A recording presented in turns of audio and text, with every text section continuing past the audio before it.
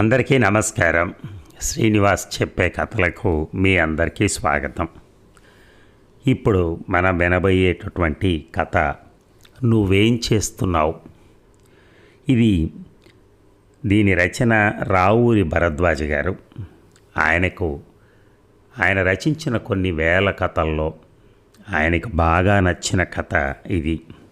మరి కథలోకి వెళ్దామా? పడుకున్నాడన్న మాటే కానీ మాధవరావుకి బొత్తిగా నిద్ర రావటం లేదు. కనీసం వచ్చే సూచనలు కూడా లేవు. అప్పటికప్పుడే సుజాత చంటివాణ్ణి పక్కనేసుకుని నిద్రపోయింది. గోపి తనను కావలించుకుని ఆదమరిచి నిద్రపోతున్నాడు. పెద్ద కొడుక్కేసి ఓ క్షణకాలం చూసి సన్నగా తనలో తనే నవ్వుకున్నాడు మాధవరావు. ఆ క్షణాన అతనికి మానవ జీవితం అంతా పెద్ద మాయలాగా కనిపించింది.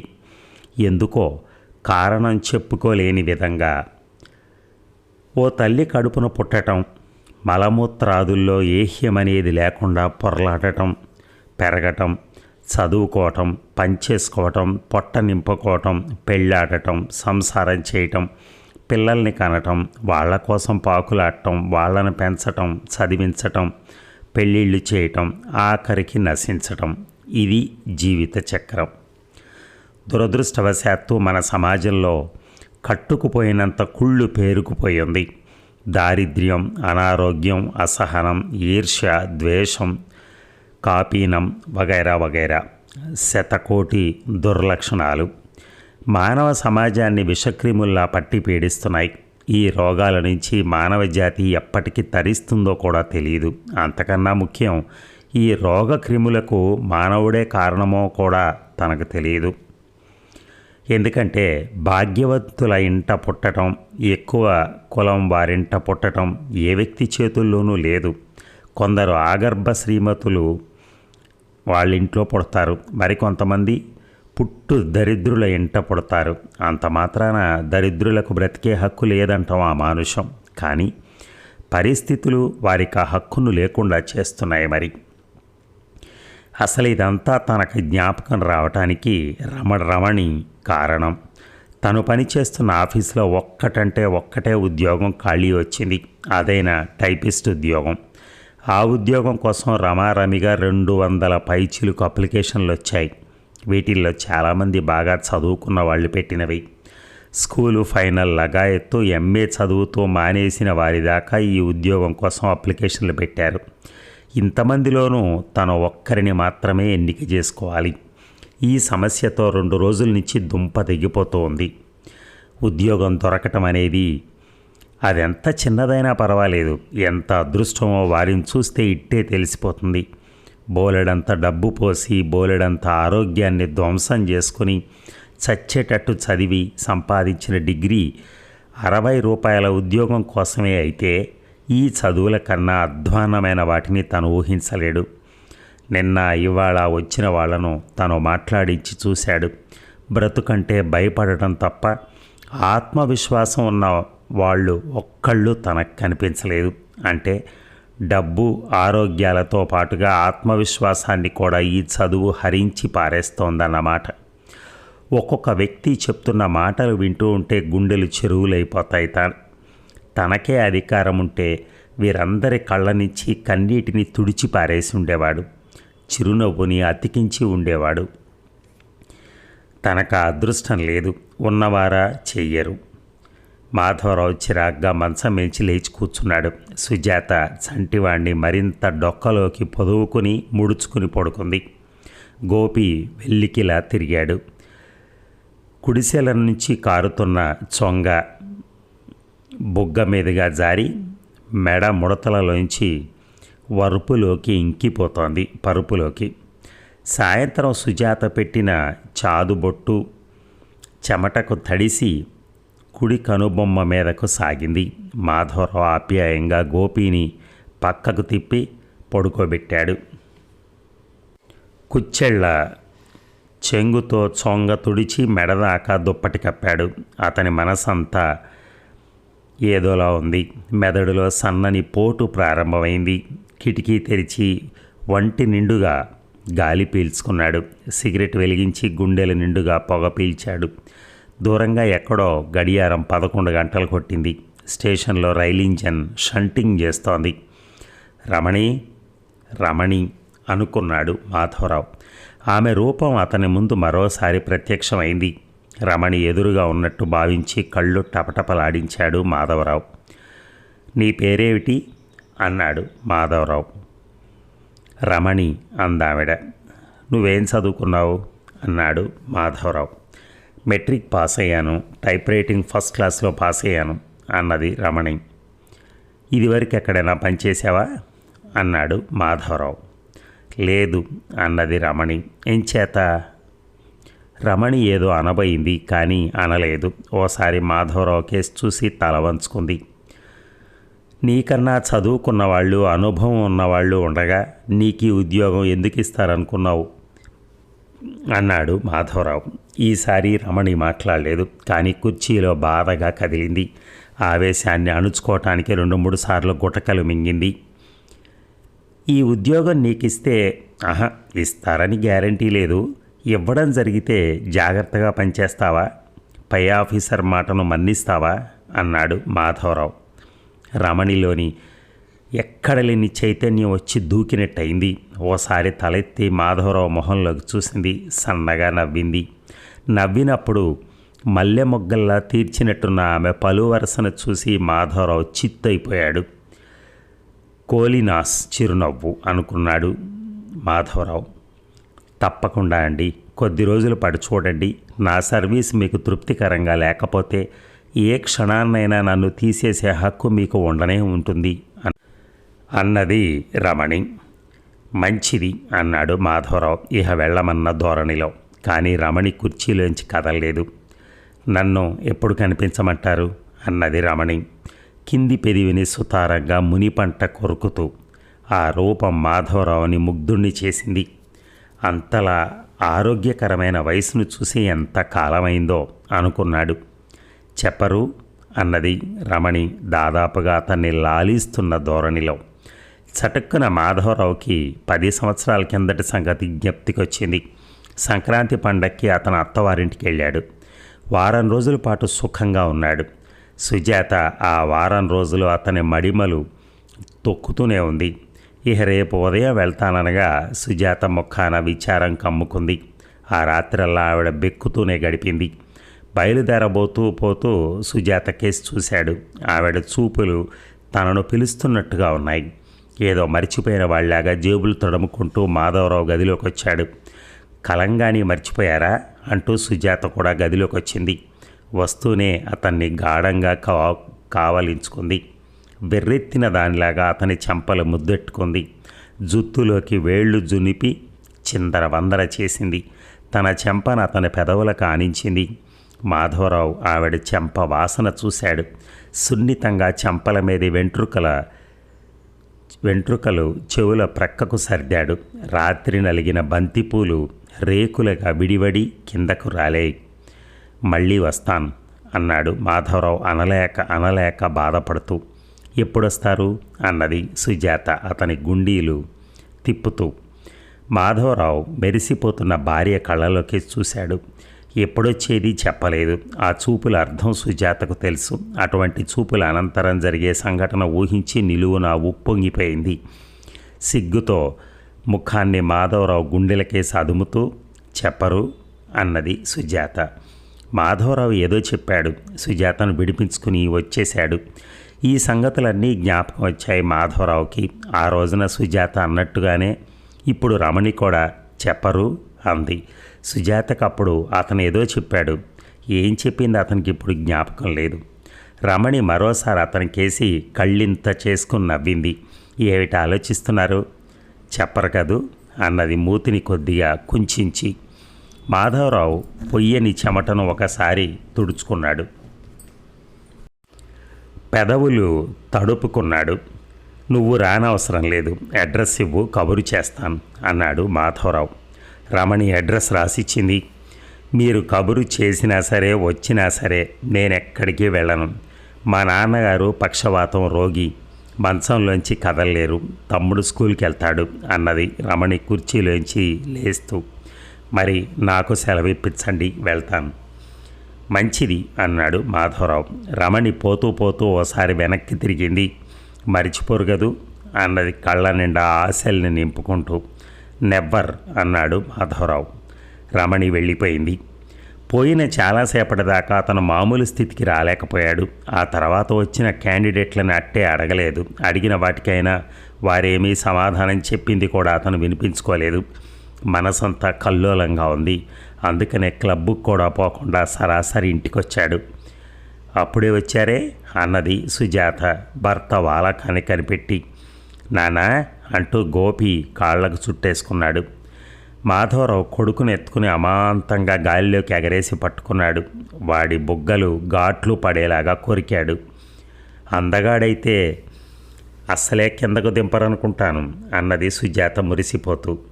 మనవాడి కళ్ళు చూసే ఏ ఆడదైనా వెంటపడుతుందే అన్నాడు మాధవరావు. సుజాత పక్కున నవ్వింది. మాధవరావు కళ్ళు అందంగా ఉంటాయి. ఆ అందాన్ని గురించిన సుజాత చాలాసార్లు ప్రస్తావించింది. ఆ కళ్ళను చూసే ఏ ఆడదైనా మీ బుట్టలో పడుతుందండి అనేది సుజాత. ఆ మాట ఇప్పుడు ఇద్దరికీ జ్ఞాపకం వచ్చింది. ఇద్దరూ నవ్వుకున్నారు. ఇవన్నీ ఒకదాని తర్వాత మరొకటి మాధవరావు కళ్ళ ముందు మెదలసాగాయి. సిగరెట్ పారేసి లైట్ వేశాడు. వంకెనున్న అద్దం తీసి కుచ్చెళ్ళ చెంగుతో దాని మీద దుమ్ము దోగర తుడిచి చూసుకున్నాడు. అద్దంలో అతని కళ్ళు తళతళలాడుతూ కనిపించాయి. చాలాసేపు అలా చూస్తూనే కూర్చున్నాడు. సుజాత లేచిన సంగతి కూడా అతనికి తెలియదు. మీరింకా నిద్రపోరా అన్నది సుజాత. మాధవరావు ఉలిక్కిపడ్డాడు. అద్దంలో చూసుకుంటున్నారేమిటి అన్నది సుజాత అయోమయంగా. కన్ను నొప్పి పెడుతోంది అన్నాడు మాధవరావు అద్దాన్ని వంకెకు తగిలిస్తూ. సుజాత ఎడం కన్ను పరీక్షగా చూసింది. ఏమీ లేదు. ఒకవేళ సుల్లగుండి కురుపు కానీ లేస్తోందేమో. రేపు జ్ఞాపకం చేయండి, ఓ చిన్న ఉల్లి రెబ్బ చిదిమి పెడతాను, ఇట్టే సమసిపోతుంది అన్నది సుజాత. లైట్ ఆర్పేసి మాధవరావు మంచం మీద వెల్లికిలా పడుకున్నాడు. సుజాత చన్నీటితో మొహం గడుక్కుంది. బాగా ఇన్ని నీళ్లు పుక్కిలించింది. గోపిని తీసి తమ్ముడు దగ్గర పడుకోబెట్టింది. పిల్లలు పడకుండా ఉండేందుకు అటు ఇటు దిళ్ళు అమర్చింది. ఆ తర్వాత మాధవరావు పక్కనే అతన్ని ఒరుసుకుని పడుకుంది. నిద్ర అన్నది సుజాత. మాధవరావు పలకలేదు. అమ్మ దొంగ అన్నది మెల్లగా. ఈసారి మాధవరావు పలకలేదు. సుజాతి సన్నగా నిట్టూర్చింది. అదే సమయంలో మాధవరావు రమణిని గురించి కలలు కంటున్నాడు. తన ప్రక్కనే ఉన్నది రమణి అయినట్టు, తనను దొంగ అని పిలుస్తున్నట్టుగా భావన చేస్తున్నాడు. అతని శరీరంలో మెరుపు మెరిసినట్టయింది. కళ్ళు మూసుకునే సుజాతను దగ్గరగా తీసుకుని గాఢంగా ఆమెను ఆక్రమించేశాడు. ఇక అట్టే శ్రమ లేకుండానే రమణి ఇంటిని కనుక్కున్నాడు మాధవరావు. ఆ సమయానికి రఘు వాకిట్లో ఆడుకుంటున్నాడు. మాధవరావు చూస్తూనే వాడు ఆట మానేశాడు. అక్క, ఎవరో వచ్చారే అని ఇంట్లో కేక పెట్టాడు రఘు. ఎవరో కనుక్కోరాదట్రా అన్నది లోపల నుంచి అక్క. ఏదో గీరల కోటు నల్ల రంగు బూట్లు వేసుకున్నారే అన్నాడు రఘు. మాధవరావు అప్రయత్నంగా తన కోటుకేసి బూట్లకేసి చూసుకున్నాడు. వస్తున్నా అంటూనే రమణి వచ్చింది. మాధవరావు చూస్తూనే ఆశ్చర్యపడి అంతలోనే తేరుకొని నిండుగా నవ్వింది రమణి. మీరా, రండి రండి అంటూ లోపలికి నడిచింది రమణి. లోపలికి వెళ్తున్నప్పుడు వసారాలో పడుకున్న ముసలాయన్ని చూశాడు మాధవరావు. మా నాన్న అన్నది రమణి. కూర్చోండి, క్షణంలో కాఫీ పెడతాను. అవసరం లేదు, తాగే ఇలా బయలుదేరాను అన్నాడు మాధవరావు. అవును కానీ దీనికి మీరేమాత్రం అద్దిస్తున్నారు? 22 అన్నది రమణి. పైగా రెండెందుకు, 20 25 చేయకూడదు అన్నాడు మాధవరావు నవ్వుతూ. రమణి కూడా అనాసక్తంగా నవ్వింది. అద్దె 20 అనుకోండి, మిగతా 2 రూపాయలు కరెంటు ఛార్జీలు. ఓహో అన్నాడు మాధవరావు. ఎవరే అమ్మాయి వచ్చింది అన్నాడు ముసలాయన వసారాలోంచి. మొన్న అప్లికేషన్ పెట్టానని చెప్పలేదు, ఆ ఆఫీస్ మేనేజర్ గారు నాన్న. నేనే రమ్మని పిలిచాను, చాలా మంచివారు అన్నది రమణి. ముసలాయన మరేమీ పలకలేదు. మరోలా అనుకోకుండా ఉంటాను అంటే అందాక ఈ పత్రికలు చూస్తూ ఉండండి, 10 నిమిషాల్లో తలదూకుని బట్టలు మార్చుకుని వచ్చేస్తాను అన్నది రమణి. ఓఎస్, దానికే అన్నాడు మాధవరావు. రమణి గూట్లోంచి నూనె సీసా తీసి చేతిలో కొంపుకుంది. నూనె 2 చేతులకు పట్టించి వెంట్రుకలకు పాముతోంది. ఈ నూనె పాముతున్నప్పుడు భుజాల మధ్య విరిసిన సౌందర్యం కేసి మాధవరావు విముఖుడు కాలేకపోయాడు. రమణి ఇది గమనించిందో లేదో తెలియదు కానీ గమనించనట్లే ప్రవర్తించింది. కాళ్ళు బారజాపి అద్దాన్ని కాళ్ళ మధ్యగా ఉంచి మొహం కనపడటానికి రవ్వంత కిందుగా వంగినప్పుడు పొట్ట మీద ఏర్పడిన సన్నని ముడతలు వెండి తీగల్లా తళుక్కున మెరిశాయి. తల దువ్వుకుంటున్నంతసేపు రమణి ఏవో కబుర్లు చెప్తూనే ఉంది. జడను మెలితిప్పి ముడి వేసుకుంటూ, మీరు పేపర్ చూడటం లేదు అన్నది రమణి. మాధవరావు ఉలిక్కిపడ్డాడు. నిజంగా అతను పేపర్ చూడటం లేదు, రమణి కేసు చూస్తున్నాడు. మరే అన్నాడు మాధవరావు. చప్పున స్నానం చేసి వస్తాను, కనీసం ఇప్పుడైనా పేపర్ చూడండి అంటూనే రమణి వెళ్ళిపోయింది. మాధవరావు ఈసారి మనస్ఫూర్తిగా పేపర్ విప్పాడు, కానీ చదవబుద్ధి కాలేదు. జాకెట్ విప్పేసి పమిటను భుజాల నిండా కప్పుకుని ఓ చేత్తో బకెట్ పుచ్చుకుని ఆ బరువుకి వంగుతూ బాత్రూంలోకి వెళ్తున్న రమణి రూపం అతని మనస్సును ఉడుకులెత్తించింది. ఆ 4 గోడల మధ్య ఏ ఆచ్ఛాదన లేని రమణి శరీరాన్ని తలుచుకుని అతను ఉద్రిక్తుడయ్యాడు. ఆ అందాన్నంతా కళ్ళతో తాగి త్రేయించాలనిపించింది. తాను వెళ్ళి నిలబడినప్పుడు సిగ్గుతో ముడుచుకుపోయే రమణి శరీరాన్ని చేతుల నిండా పొదువుకోవాలనిపించింది. ఈ రకమైన ఊహలు అతన్ని మరింత కకావికలు చేశాయి, పిచ్చివాణ్ణి చేశాయి. వేళ్లు విరుచుకుని జారగిలబడిపోయాడు మాధవరావు. పావుగంట లోపుగానే రమణి తయారైంది. సన్నని చీర అలవోకగా కట్టుకుంది. నీలపు రంగు జాకెట్ వేసుకుంది. రేఖల్లాగా కాటుక దిద్దుకుంది. పావలా కాసంత కుంకుమ బొట్టు పెట్టుకుంది. పమిట చెంగుతో ఓసారి మొహం తుడుచుకుంటూ మూలనున్న పాత కుర్చీని అతనికి దగ్గరగా లాగి కూర్చుంది రమణి. ఏం మాట్లాడటానికి మాధవరావుకి పాలు పోలేదు. వాకిట్లో రఘు మరో 4 పిల్లల్ని చేర్చి బెళ్ళం కూడా ఆడుతున్నాడు. మీరు వస్తారు అనుకోలేదు సుమండి అన్నది రమణి వీధిలోకి చూస్తూ. అదే అన్నాడు మాధవరావు. ఎందుకో తెలియదు, అలా అనుకున్నాను. రేపు నేనే ఓసారి మీ దగ్గరకు వద్దామని కూడా అనుకున్నాను అన్నది రమణి. ఎందుకు అన్నాడు మాధవరావు ఆసక్తిగా. మీకోసమని అన్నది రమణి. మరి మీరు ఏ సంగతి తేల్చలేదుగా, అదేదో కనుక్కుందుకు వద్దామనుకుంటున్నాను. అందుకే నేను వచ్చాను అన్నాడు మాధవరావు. అందుకే అన్న మాటను నొక్కి పలుకుతూ. రమణి మాట్లాడలేదు. ఓ క్షణం మౌనంగా ఉండిపోయి అతని కళ్ళల్లోకి చూస్తూ, ఇప్పుడు ఏం చేద్దామంటారు అన్నది రమణి. ఎక్కడికన్నా పోదాం, పోనీ సినిమాకి వెళ్దాం, పార్కుకి వెళ్దాం. ఏ అన్నాడు మాధవరావు. ముందు పార్కుకి వెళ్దాం, ఆ తర్వాత సినిమాకి వెళ్దాం అంది రమణి. అప్పటికే మొదటి ఆట అందదనుకుంటాను అన్నాడు మాధవరావు. పోనీ రెండో ఆటకి వెళ్దాం అన్నది రమణి ఏదైతే ఏమిటి అన్న ధోరణిలో. వచ్చేటప్పటికి బాగా పొద్దుపోదు. పోతుంది, పోతేనే నయం, అందరూ నిద్రలో ఉంటారు, మన్ని గమనించేవారే ఉండరు, మీకు అభ్యంతరం లేకపోతే. రమణి ఏమనదలిచిందో తెలియదు. అంతలోనే రఘు దూకుడుగా లోపలికొచ్చాడు. బాబు, శారద గారింటికి వెళ్ళి నేను ఈ పూట ప్రైవేట్కి రానని చెప్పిరా. నేను వచ్చేదాకా రాధమ్మ పిన్ని గారింట్లో కూర్చో, సరేనా? వచ్చేటప్పుడు నీకు మిఠాయిలు తెస్తాను అన్నది రమణి తమ్ముడిని దగ్గరికి తీసి బుజ్జగిస్తూ. మరి నాకు బూట్లో అన్నాడు రఘు. రమణి మొహం ముడుచుకుపోయింది. రేపో ఎల్లుండో తెచ్చి పెడతాను బాబు, మా నాయనవు గదు, ఉంటావుగా అని గోము చేసింది. నువ్వు అస్సలు మంచిదానివి కాదక్క, అన్ని అబద్ధాలు చెప్తావు. ఏప్రిల్ నుంచి బూట్లు కొట్టానంటున్నావు, మరి కొనవే అన్నాడు రఘు గునుస్తూ. ఈసారి తప్పకుండా కొంటానమ్మా, నాకు ఉద్యోగం అయింది, ఇహ నుంచి నీకు కావలసిన బూట్లు అన్నది రమణి. రఘు ఉద్యోగం అన్న మాట వినగానే మాధవరావు కేసు చూశాడు. మాధవరావు ఎందుకో కానీ తలంచుకున్నాడు. అయితే అవల్ రైట్గా ఉంటానక్కాయ్ అన్నాడు వాడు. చంగున వీధిలోకి గెంతుతూ మెట్టు మీద దూకు వేగాన్ని తట్టుకుని నిలబడుతూ వెనక్కి తిరిగాడు. ఏమిట్రా అన్నది రమణి. నాకు ఇలాంటి నల్ల బూట్లు కావాలి, తెలిసిందా? చెప్పావుగా, నేను తెస్తాను, చూడరాదా అన్నది రమణి. రఘు వెళ్ళిపోయాడు.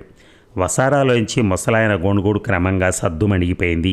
ఈ వాతావరణంలోంచి బయటపడుతున్న దానిలాగా రమణి ఒక్కసారి శరీరాన్ని విదిలించుకుంది. మాధవరావు మళ్ళా మామూలు స్థితిలోకి వచ్చాడు. నిజంగా ఎక్కడికన్నా వెళ్ళాలనుందా అన్నాడు మాధవరావు రమణకేసి కన్నార్పకుండా చూస్తూ. ఇంతలోనే మనసు మార్చుకున్నారే అన్నది రమణి సన్నగా నవ్వుతూ. వెళ్ళాలని లేదు, మీరంటే నేను సరే అన్నాను. పోనీ ఇక్కడే గడిపేద్దాం. మాధవరావు ఏమీ మాట్లాడలేదు.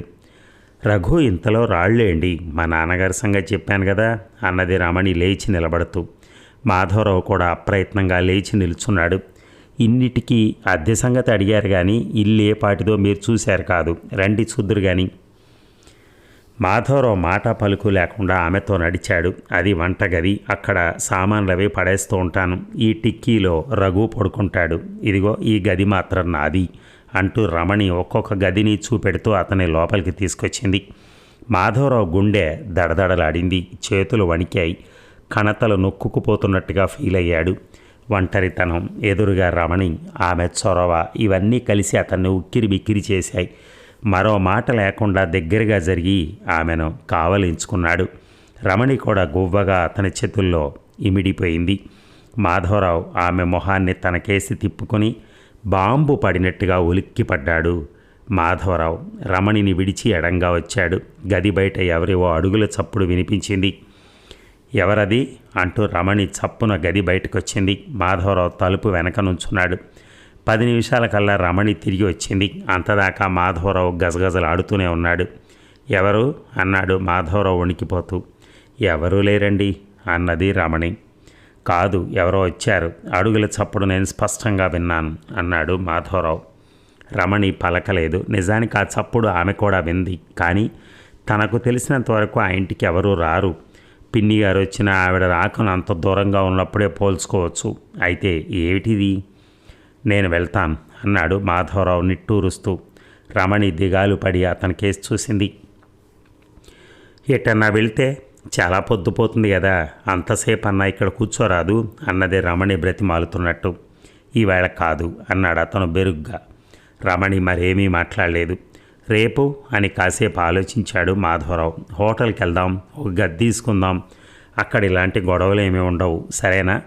రమణి మొహం విప్పారింది. రాత్రి 8 గంటలకు నువ్వు అక్కడికి రా, నేను వస్తాను, మర్చిపోకు అన్నాడు మాధవరావు. నేను మర్చిపోవాలన్నా మీ కళ్ళు మర్చిపోనివ్వలేండి. మీరు పొగడతా అనుకోనంటే చెప్తాను, మీ కళ్ళు చాలా అందంగా ఉంటాయండి అన్నది రమణి దాదాపు అతనికే వినిపించే అంత మెల్లగా. మాధవరావు పొంగిపోయాడు. ఈల వేసుకుంటూ బయటకొచ్చాడు. రమణి గడప దాటిందాకా అతని కేసి చూసి ఆ తర్వాత కుర్చీలో కూలబడి బోరుమని ఏడ్చింది. ఇక ఆ రాత్రి నిజంగా మాధవరావుకి నిద్ర పట్టలేదు. రేపు తను అనుభవించనున్న ఆనందాన్ని తలుచుకుని తన్మయుడైపోయాడు. ఆ తన్మయత్వంలో అతనికి భార్య రూపం ఎబ్బెట్టుగా కనిపించింది. రమణికి సుజాతకి తావిళ్ళు వేసి చూసి పెదవి విరిచాడు. ఉన్నంతలో సుజాత అందగత్తె అంటంలో సందేహం లేదు. కానీ రమణి ముందు ఈవిడ ఎందుకు కొరగానిదే. అదీ కాక సుజాత అందం 10 ఏళ్లుగా తను ఎరిగిందే. తన నుంచి సుజాత దాచుకోవాలనుకున్నది కూడా ఏమీ లేదు. బహుశా ఈ అలవాటు వల్లనే కావచ్చు తనకు సుజాత మీద మోజు తగ్గిపోయింది. మాధవరావు నిద్రపోతున్న భార్య కేసి చూశాడు. చటుక్కన తల తిప్పుకున్నాడు. అలా రమణి పడుకునుంటే తను ఇలా ఒట్టినే ఉండగలడా? తను ఉండటం కాదు, రమణి సౌందర్యం ఉండనియదు. ఎదుటివారిని కవ్వించి ఏడిపించే గుణమేదో రమణిలో ఉంది. ఆ గుణమే తనను ఆవిడ చుట్టూ తిప్పుకుంటోంది. రమణి కూడా తన అభిప్రాయాన్ని గమనించింది. సుజాత అన్నట్టు బహుశా తన కళ్ళే ఆవిడను ఆకర్షించుంటాయి. కానీ ఏం లాభం? చేతికొచ్చిన ఫలితం అనుభవంలోకి రానేలేదు. వచ్చినట్టయితే ఏమయ్యేదో చెప్పలేం. గోపి గగ్గోలు పడుతూ లేచి కూర్చున్నాడు. నిద్రలో కలవరిస్తున్నాడండి, కాస్త చిచ్చి కొట్టకూడదు అన్నది లేస్తూనే. అలాగే అన్నాడు మాధవరావు. మీరు ఇంకా పడుకోలేదే అన్నది సుజాత. నిద్ర రావటం లేదు అన్నాడు అతను. అదేమిటండి, వరుసగా 2-3 రాత్రుల నుంచి మీరు ఇలా మేలుకుంటున్నారు? ఆఫీస్లో ఏమన్నా గొడవలు కానీ జరిగాయా? లేదు. మరి ఎన్నడూ లేనిది ఇవాళ ఇలా అంటున్నారేమిటి అన్నది సుజాత. ఏమీ లేదు, నన్ను అరిపించకు, నువ్వు వెళ్ళి పడుకో అని కసిరాడు మాధవరావు. ఆ తెల్లవారి కూడా మాధవరావు ఆఫీసులో చిరాగ్గా ఉన్నాడని గుమస్తాలు అనుకున్నారు. ఆ టైపిస్ట్ ఉద్యోగం ప్రభాకర్ అనే అతనికి వస్తుందని, అతను ఎక్కడి నుంచో రికమెండేషన్ పట్టుకొచ్చాడని కూడా వారు అనుకున్నారు. అంతేగాని రమణి పేరు ఒక్కరికి తట్టలేదు. ప్రతి ఆఫీసులోనూ కొంతమంది లుచ్చాలుంటారు. వాళ్ళ పని యజమానినో పై అధికారులనో భజన చేయటం. ఆఫీసులో ఎవరేమనుకునేది, ఏ పని చేసేది కూడా ఈ లుచ్చాలు ఎప్పటికప్పుడు చేరవేస్తూ ఉంటారు.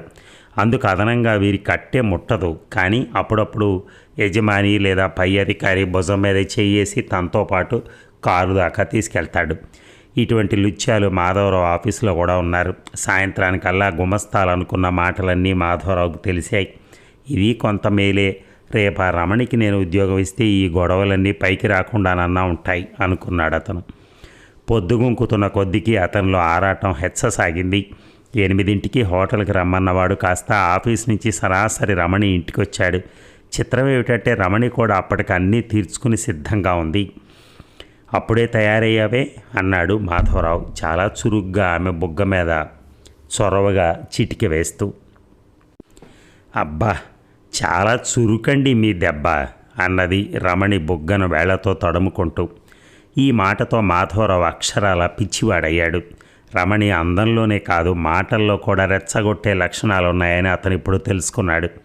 రమణి ఏ సందర్భాన్ని దృష్టిలో ఉంచుకుని ఆ మాటలందో తెలిసాక అతనికి నిలువున దహించుకుపోయినంత పనైంది. రమణి ఈ సంగతి ఇట్టే గ్రహించింది. చప్పున పక్కకు తప్పుకుంటూ, ఇప్పుడు కాదు, ముందు సినిమాకు పోదాం పదండి అంటూ బయలుదేరింది. పోదాం కానీ చిన్న మాట ఇలారా అన్నాడు మాధవరావు తలుపు చాటు నిలబడి. రమణి సరిగ్గా వీధి వాకిలికి ఎదురుగా నిలబడింది. చెప్పండి, ఇక్కడికి వినిపిస్తుంది అన్నది విశాలంగా నవ్వుతూ. ఆహా, అలా కాదు, నువ్వు దగ్గరికి వస్తే కానీ చెప్పను అన్నాడు మాధవరావు. మీరు చెప్పేదేమిటో నాకు తెలుసు, అయినా ఇంత దూకుడు ఎందుకు? ఈ సంగతులు చెప్పుకునేందుకు మనకు బోలెడంత టైం ఉంది. మీరట్టే తొందరపడకండి, బుద్ధిమంతుడైన పిల్లకాయలాగా చెప్పిన మాట వినండి అన్నది రమణి బద్ధకంగా ఒకసారి చేతులు రెండు వెనక్కి జాపి విరుచుకుంటూ. మాధవరావు అక్కడ నిలబడలేకపోయాడు. శరీరం విరుచుకున్నప్పుడు పొంగిన రమణి అందం అతన్ని మరోసారి కల్లోలపరిచింది. నన్ను నిలువున చంపేస్తున్నావు రమణి, అదేది కాదంటుంటే వినిపించుకోవే, చిన్న మాట, ఓ క్షణం ఇలా విని అలా వెళ్ళిపోదు కానీ అన్నారు మాధవరావు బతిమాలుతున్న ధోరణిలో. రమణి 2 అడుగులు ముందుకేసి తలుపు పట్టుకుని నిలబడి, ఏమిటో ఇప్పుడు చెప్పండి అంది. మాధవరావు ఒడుపుగా రమణి చేయి పట్టుకుని తన కేసి లాక్కున్నాడు. ఒక్క ఉదుటున వచ్చి అతని మీద పడిపోయింది. ఎందుకు నన్ను ఇలా చంపుతున్నావు అన్నాడు మాధవరావు ఆమె చెవిలో. రమణి ఏదో అనబోయింది కానీ అనలేదు. తేలు కుట్టిన దానిలాగా చప్పున యువతలకు దూసుకొచ్చింది. ఎవరో వస్తున్నట్టుగా మెట్ల మీద అడుగుల చప్పుడు అయ్యాయి. నీడలు కూడా అటు ఇటు మెత్తగా కదిలాయి. మాధవరావు ఉద్రేకం యావత్తూ తక్షణమే దిగిపోయింది. బాగుందండి ఇల్లు, 22 రూపాయలు అన్నమాట. వానాగేనా వస్తే కురవదు కదా అంటూ సందర్భాన్ని మార్చాడు. అబ్బే అదేం లేదులేండి అంటూనే రమణి కూడా యువతలకు వచ్చింది. ఆ కబురు ఈ కబురు చెప్తూ మెట్ల మీదకి వచ్చి అటు ఇటు చూసింది. అక్కడ ఎవరూ కనిపించలేదు. ఎవరూ లేరు కదూ అన్నాడు మాధవరావు గుండె దడం తగ్గించుకుంటూ. అన్నది రమణి తల అడ్డంగా తిప్పుతూ అతనికేసి ప్రశ్నార్థకంగా చూసి. కానీ ఎవరో వచ్చారు రమణి, అడుగుల చప్పుడు వినటమే కాదు, నేను నీడ పట్టం కూడా చూశాను. కాసేపు నిశ్శబ్దంగా ఒకరి కళ్ళల్లోకి మరొకరు చూసుకున్నారు. రా పోదాం, ఇప్పుడు అప్పుడే ఈ మాటలొద్దు, ముందుగా సినిమాకి వెళ్ళి అన్నాడు మాధవరావు. బ్రతికించారు, కనీసం కొంతసేపు అయినా హాయిగా సినిమా చూడొచ్చు అన్నది రమణి నవ్వుతూ. సినిమాకైతే వెళ్ళారు. కొనటానికి బాక్స్ టిక్కెట్లే పుచ్చుకున్నాడు మాధవరావు. కానీ రమణి పక్కన ఉండగా సినిమా చూడటం కాదు కదా, ఆఖరికి ఊపిరి పీల్చడం కూడా పడదని తేల్చుకున్నాడు. దురదృష్టవశాత్తు అదేదో అమెరికన్ పిక్చర్ అయిపోయింది. అందులోని హీరో హీరోయిన్ కోసం చాలాసేపు వెంటబడి తరిమి ఆఖరికి ఒక కొండ మలుపులో పట్టుకుంటాడు. అంతటితో ఆగినా బాగుండిపోను. ఆ హీరోగాడు ఆవిడ్ని అమాంతం చేతుల మీద ఎత్తుకొని చిన్న గడ్డి మైదానం మీద పడుకోబెట్టి ఆవిడ మీదకు ఒరిగిపోయాడు. వాళ్ళిద్దరూ ముత్తెట్టుకోవడాన్ని కెమెరా క్లోజప్లో చూపించింది. అసలే మాధవరావు తపనతో సతమతమవుతున్నాడు. ఈ సినిమా ఆ తపనను ఇంకా రెచ్చగొట్టింది. తను హీరో అయినట్టు, రమణి హీరోయిన్ అయినట్టుగా ఆవిడ అలా పరిగెడుతుంటే తను వెంబడించి పట్టుకున్నట్టుగా మాధవరావుకి భావన కలిగింది. అతనికి స్థిమితంగా కూర్చోలేకపోయాడు. పోదాం పద అంటూ రమణిని గీమారం పెట్టసాగాడు. అలాగే, ఇదిగో ఈ సీన్ అయ్యాక వెళ్దాం. అబ్బా, ఈ షాట్ చూడండి ఎంత బాగుందో. మరీ అమెరికా వాళ్ళు అలా ఒళ్ళంతా కనపడేలా గుడ్డలు కట్టుకుంటారే.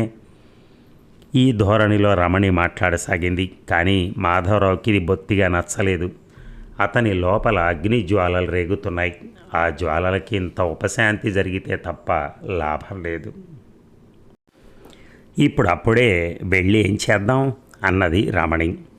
ఏం చేయవలసింది అతని నోటే చెప్పించాలి అనుకున్న దానిలాగా.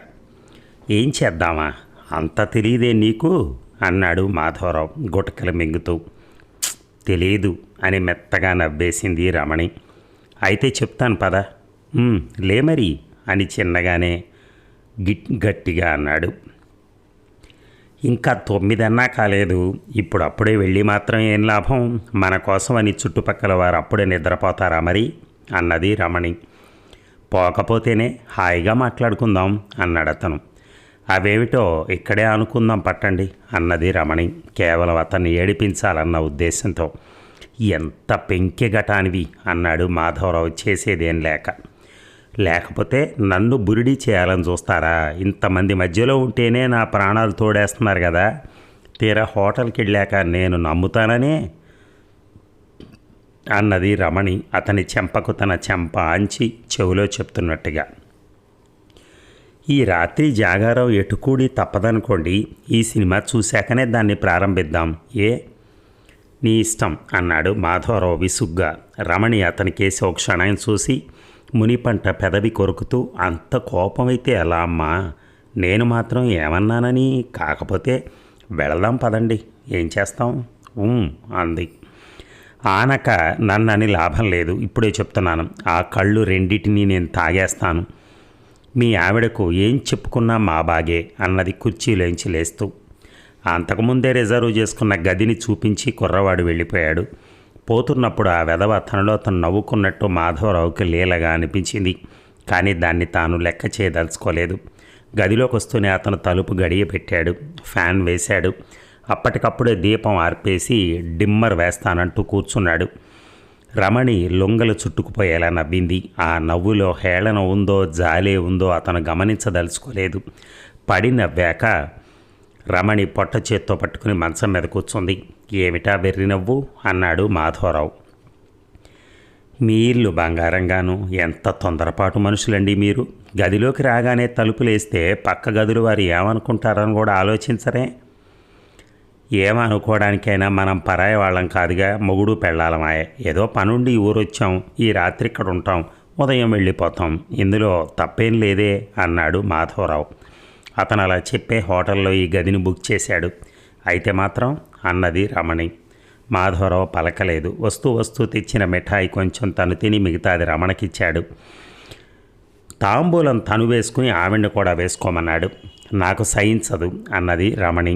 అయితే చూడండి అంటూ కాబూరుల్లోకి దిగింది. ఈ పంపిణీ మీద దాదాపు 11 దాకా అతన్ని దరి చేరకుండానే ఉంచగలిగింది రమణి. ఆ తర్వాత ఆవిడ వల్ల కూడా కాలేదు. రమణి తలలోంచి పూల చెండు తీసి మాధవరావు పక్క నిండా విదిపాడు. ఆవిడ భుజం మీద చేయి వేశాడు. ఆ వేళ్లలోంచి అతనిలోకి విద్యుత్ కణాలు ప్రవహించినట్టయింది. శరీరమంతా తీయని మంటలతో నిండిపోయినట్టయింది. ఆసరికి రమణి కూడా దాదాపు అదే స్థితిలోకి వచ్చింది. ఆవిడ కళ్ళు కాంతితో నిండిపోయాయి, పెదవులు చలిస్తున్నాయి. గుండె కొట్టుకునే చప్పుడు స్పష్టంగా వినపడుతోంది. గాజులు మోచేతులు దాకా లాక్కుంది. వెల్లికితల తిరిగి మాధవరావు ముఖాన్ని తన గుండెలకేసి తీసుకుని అదుముకుంది. మరొక్క క్షణంలో మాధవరావు ఆవిడ్ని జయించి ఉండును. కానీ అతనికి ఆ అదృష్టం లేదు.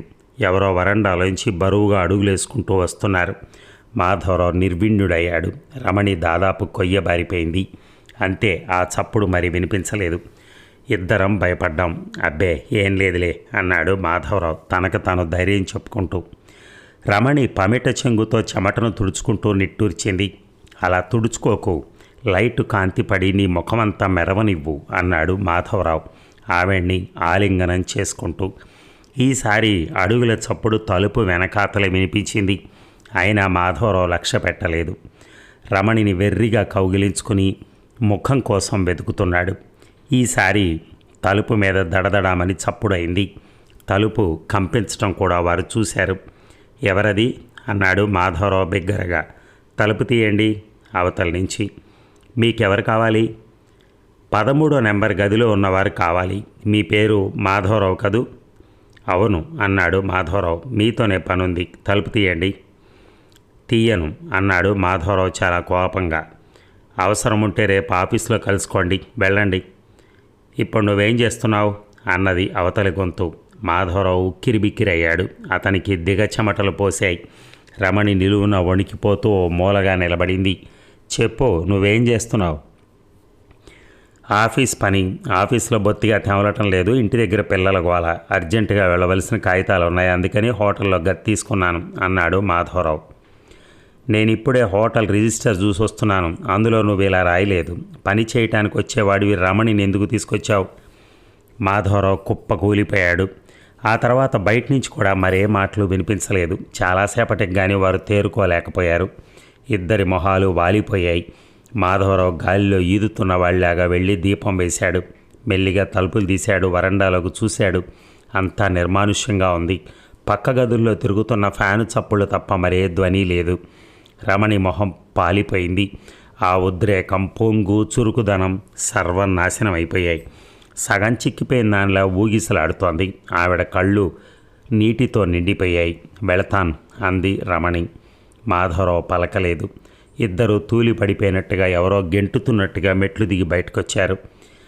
ఆ చీకట్లోంచి వెనకగా నవ్వినట్టయి తిరిగి చూశారు. ఎవరూ కనిపించలేదు. నవ్వు మాత్రం వినిపిస్తోంది. ఇక ఇప్పటిదాకా ఏం చేస్తున్నారండి అన్నది సుజాత తలుపు గడియ పెడుతూ. ఆఫీస్ పని మీద ఉండిపోయాను అన్నాడు మాధవరావు ముక్తసరిగా. వేడినీళ్ళు చల్లారిపోయాయో ఏమిటో, ఓ నిమిషం అలా కూర్చుంటారా? చప్పున వెచ్చ చేసుకొచ్చేస్తాను. వద్దు, నా ఒంట్లో ఏం బాగలేదు. ఈ పూటకి నన్ను పలకరించకు, పడుకోని అంటూ మాధవరావు వెళ్ళి మంచం మీద పడుకున్నాడు. దుప్పటి తలదాకా లాక్కున్నాడు. సుజాతకి గొడవలు ఏమీ అర్థం కాల. భర్త అలా నీరసంగా వడదెబ్బ తిన్నట్టుగా కనిపించేసరికి ఆవిడ నవజీవాలు కుంగిపోయినట్టయింది. గొడ్ల నీరు గొడ్ల కక్కుకుంటూ ఒంటి మీద చేయి వేసి చూసింది. అతని శరీరం నులివెచ్చగా ఉంది. పులిక తగిలింది అనుకుంది సుజాత. ఈ పూటకిలా పడుకోండి, ప్రొద్దుటే లేచి ఇంత మిరియాల గుండ కొడతాను. వేడివేడి అన్నంలో చిటికెడు వేసుకు తింటే అన్నీ సర్దుకుంటాయి అంది సుజాత. మాధవరావుకి ఈ మాటలు వినిపించాయో లేదో తెలియదు. అతను మాత్రం పలకలేదు. సుజాత దీపం మలిపి డిమ్మర్ వేసి పడుకుంది. పడుకున్న కాసేపటికల్లా ఆమెకు హాయిగా నిద్ర పట్టింది. మాధవరావుకు మాత్రం నిద్ర పట్టడం లేదు. కానీ అది మెలకువ కాదు, సందిగ్ధ స్థితిలో అతను కొట్టుమిట్టాడుతున్నాడు. గత 4-5 రోజులుగా జరుగుతున్న సంఘటనలన్నీ ముసిరి అతనికి ఊపిరి తిరగనివ్వటం లేదు. రమణి పట్ల అతనికి తన ప్రవర్తన కోడె త్రాచై బుసలు కొడుతూ మీదకు దూకుతున్నట్టు ఫీల్ అయ్యాడు. ఆ పాము నుండి తప్పుకోవటానికి అటు ఇటు పరిగెడుతున్నాడు. నీడలాగే అది కూడా మాధవరావును వెన్నాడుతూనే ఉంది. అతను కుర్చీ ఎక్కాడు. అది కూడా కోడు మీదుగా కుర్చీ అంచు మీదకు పాకుతోంది. అతను చటుక్కున బల్ల మీదకు దూకాడు. పడగ విప్పి బుస్సుమంటూ బల్ల మీదకు దూకింది. అతను నిండా ముసుగు పెట్టుకుని మంచం మీద ముడుచుకుని పడుకున్నాడు. అతని పాదాలకు 2 అంగుళాల దూరంలో దాని పడగ కనిపించింది. మాధవరావు ప్రాణాలు నిలువున ఎగిరిపోయాయి. దిగచెమటలు పోశాయి. గాలి కోసం ఆము తిన్న గొడ్డులాగా గిజగిజ తన్నుకున్నాడు. పెద్దగా అరిచాడు. ఆ అరుపు ఎవరికీ వినపడలేదు. గోపి నిశ్చితంగా పడుకునే ఉన్నాడు. సుజాత చంటివాణ్ణి రొమ్ముల కదుముకుని హాయిగా నిద్రపోతూనే ఉంది. అతను మాత్రం ఊపిరాడక తన్నుకుంటున్నాడు. అతని కళ్ళు బైర్లు కమ్ముతున్నాయి. పాము మెల్లగా అతని మీదకు పాకుతోంది. తోకను గొంతు చుట్టూ తిప్పి క్షణక్షణానికి బిగించి పారేస్తోంది. మెడనరాలు ఉబికాయి. చేతులు కొంగర్లు పోతున్నాయి. లేని ఓపికంతా తెచ్చుకుని మెడకు చుట్టుకున్న పాముని ఓడలాగడానికి ప్రయత్నిస్తున్నాడు. పట్టు కోసం గదంతా కలియ తిరుగుతున్నాడు. సుజాత ఉలిక్కిపడి లేచింది. గోపి నడి మంచం మీద కూర్చుని గగ్గోలుగా ఏడుస్తున్నాడు. తన భర్త 2 చేతులను గొంతుకు చుట్టి నీరసంగా గోడకు చేరగిలబడి ఉండటం సుజాత చూసింది.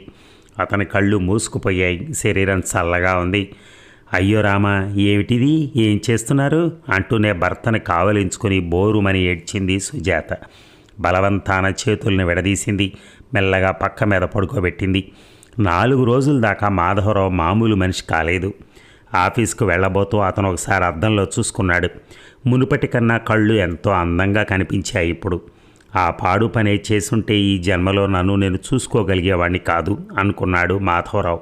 ఇప్పుడు అతని మనస్సు, శరీరము కూడా చాలా హాయిగా, తేలికగా, నిర్మలంగా ఉన్నాయి. రమణి ఆర్థిక పరిస్థితులను తన స్వార్థం కోసం వాడుకోనందుకు తనను తానే అభినందించుకున్నాడు.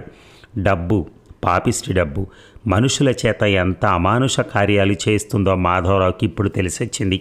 రమణికే గనక ఏ పాటి ఉపాధి ఉన్నా తనలాంటి వాడి ముఖాన్ని కనీసం చూడనన్నా చూసి ఉండేది కాదు అని అతని రూఢిగా నమ్మాడు. ఇప్పుడు అతను రమణిని తప్పు పట్టడం లేదు. శరీరాలకు ఆశించి ఉద్యోగాలు ఇచ్చే వ్యక్తులు ఉండాలి, కానీ ఈ దరిద్ర దేశంలో శరీరాలు ఇచ్చుకునేవారు చాలామంది ఉన్నారు.